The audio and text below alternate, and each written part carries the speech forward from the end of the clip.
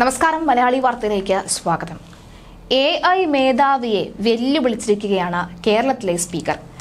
ഇനി അവിടെ നിന്ന് കൂടി അടി ഇരുന്ന് വാങ്ങേണ്ടി വരുമെന്നാണ് ഇത് കേട്ട് സമൂഹ മാധ്യമങ്ങൾ ഒന്നടങ്കം പറയുന്നത്.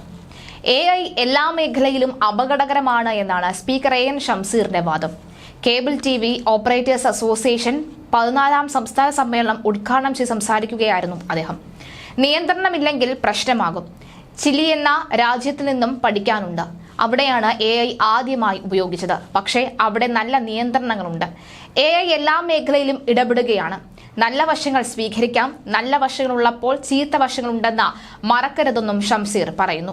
ആർട്ടിഫിഷ്യൽ ഇന്റലിജൻസ് സാങ്കേതിക വിദ്യ മൂത്താൽ അത് സോഷ്യലിസത്തിലേക്കുള്ള വഴി തുറക്കുമെന്നും മുതലാളിത്തത്തിന്റെ ഉൽപ്പന്നം വാങ്ങാൻ ആളില്ലാതാവുകയും ചെയ്യുമെന്ന് CPM സംസ്ഥാന സെക്രട്ടറി MV ഗോവിന്ദന്റെ നിരീക്ഷണത്തിനെതിരായ ട്രോളുകൾ സമൂഹ മാധ്യമങ്ങൾ നിറഞ്ഞുകിടക്കുമ്പോഴാണ് സ്പീക്കർ AN ഷംസീറും ഈ വിഷയത്തിൽ സംസാരിക്കുന്നത്. മനുഷ്യന്റെ അധ്വാനത്തിന്റെ 60% AI കീഴടക്കുകയും അതുവഴി തൊഴിൽ കുറയുകയും ചെയ്യുമെന്നും പറയുമ്പോൾ അത്തരമൊരു സാഹചര്യം സമത്വമുണ്ടാക്കുമെന്ന് നിരീക്ഷിക്കുന്നത് എങ്ങനെയാണ് എന്ന ഗോവിന്ദനെതിരെയുള്ള പ്രധാന വിമർശനം.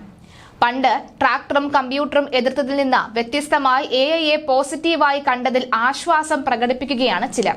പക്ഷേ അപ്പോഴും AIയിലെ ഗുണങ്ങളുണ്ട് എന്ന് പറയുമ്പോഴും അത് AIക്ക് ദോഷകരമായി പലതുമുണ്ട് എന്ന് പറഞ്ഞു വെക്കുകയാണ് ഷംസീർ ഇവിടെ. തളിപ്പറമ്പിൽ ഫെബ്രുവരി 1 മുതൽ നടക്കുന്ന CPM കണ്ണൂർ ജില്ലാ സമ്മേളനത്തിന്റെ ഭാഗമായി തളിപ്പറമ്പ് ഏരിയ കമ്മിറ്റി ഓഫീസിൽ ചുവർ ശില്പ സ്മാരകം ഉദ്ഘാടനം ചെയ്യുമ്പോഴാണ് AI സംബന്ധിച്ച് അദ്ദേഹം വിശദീകരിച്ചത്. MV ഗോവിന്ദന്റെ പ്രസംഗത്തിൽ നിന്നുള്ള വാക്കുകൾ നമുക്ക് നോക്കാം. AI ഇങ്ങനെ മൂത്തു വന്നാൽ പിന്നെ മാർക്സിസത്തിന് എന്തു പ്രസക്തി എന്നാണ് സഖാക്കൾ ചോദിച്ചുകൊണ്ടിരിക്കുന്നത്. അവിടെയും മാർക്സിസത്തിനാണ് പ്രസക്തി. മുതലാളിത്തത്തിന്റെ കയ്യിലാണ് AI ഉള്ളത്.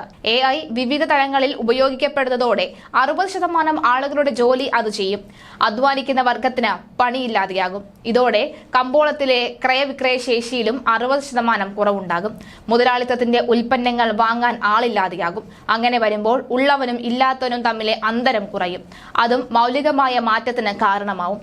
ഈ സാഹചര്യത്തെയാണ് മാർക്സ് സമ്പത്തിന്റെ വിഭജനമെന്ന് പറയുന്നത്. ഇങ്ങനെ പോവുകയാണ് ഈ MV ഗോവിന്ദന്റെ ഈ AIയുമായുള്ള വിമർശനങ്ങൾ. എന്തായാലും AIയെ ഇല്ലാതെയാക്കാനുള്ള ശ്രമങ്ങൾ നടക്കുന്നുണ്ട് ഒരു വഴിക്ക്. അത് വാക്കാലാണ് നടക്കുന്നത്. പക്ഷെ സമൂഹ മാധ്യമങ്ങൾക്ക് ഇതിനെതിരെ വിമർശിക്കുന്നവർക്കൊക്കെ രൂക്ഷ വിമർശനം ലഭിച്ചുകൊണ്ടിരിക്കുകയാണ്. മണ്ടത്തരങ്ങൾ മാറ്റി നിർത്തൂ. കൊക്കക്കോളയ്ക്കെതിരെയും കമ്പ്യൂട്ടറിനെതിരെയും ഒക്കെ തന്നെ പ്രസംഗിച്ചവരാണല്ലോ, ട്രാക്ടറിനെതിരെയും ഒക്കെ പ്രസംഗിച്ചവരാണല്ലോ ഇപ്പോൾ അതെല്ലാം തന്നെ ഉപയോഗിച്ച് നടക്കുന്നത് എന്നടക്കമുള്ള കാര്യവും പറഞ്ഞു വെക്കുകയാണ് സോഷ്യൽ മീഡിയ.